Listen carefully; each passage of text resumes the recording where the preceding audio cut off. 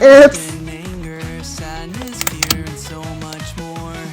Anxiety has bad behavior, envy, boredom, embarrassment. Hi, I'm Joy. Happy to meet you. I'm Sadness, and I'm so sad.